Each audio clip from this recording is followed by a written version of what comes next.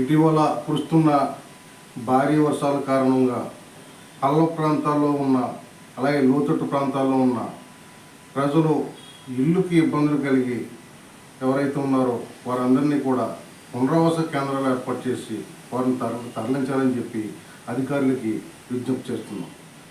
గత జగన్ ప్రభుత్వంలో 2020-21 సంవత్సరాల్లో మన రాష్ట్రానికి అతి భారీ వరదలు వచ్చినాయి. ఆ సందర్భంలో కేంద్ర ప్రభుత్వం యొక్క విపత్తు నిధులు ఎప్పుడూ కూడా నిరంతరం విడుదలవుతూనే ఉంటాయి. ఆ నిధులు ఈ రోజున మన రాజోల్ నియోజకవర్గానికి అలాగే జిల్లాలో కూడా ఎక్కడ వచ్చినట్టు కనిపించలేదు.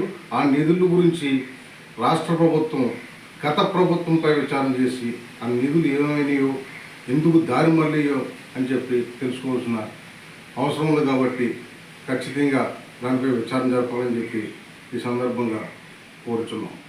ఈ రోజున ఆ వరదల సమయంలో బోట్ల యజమానులు కానివ్వండి, హోటల్స్కి అంటే బాధితులకు సంబంధించిన హోటల్స్ నుంచి తెచ్చిన ఫుడ్స్ అలాగే అల్పాహారం ఉదయం సాయంత్రం కూడా భోజనాలకు సంబంధించిన ఏవైతే ఈ ఖర్చులు ఉన్నాయో అన్ని ఖర్చులు కూడా ఆయా క్షేత్రస్థాయి అధికారుల నుంచి ఉన్నత అధికారుల వరకు కూడా అక్కడ అరువులు పట్టుకొచ్చి వారికి ఇస్తామని చెప్పి తీసుకొచ్చారు. కానీ ఈనాటి వరకు కూడా ఆ వ్యాపారస్తులకి అలాగే బోట్ల యజమానులకి అలాగే వివిధ ఖర్చులు పెట్టిన నిమిత్తానికి సంబంధించిన అధికారులు ఆ డబ్బులు ఇవంటే కూడా ఇవ్వలేకపోయారు. దీనికి సంబంధించిన జిల్లా కలెక్టర్ కార్యాలయంలోని అలాగే మండలాల్లో కూడా ఆ వ్యాపారస్తులు తదితరులు వాళ్ళందరూ కూడా ధర్నాలు చేసినా కూడా ఇవాటికి కూడా రూపాయి అధికారులు ఇవ్వలేకపోయారు.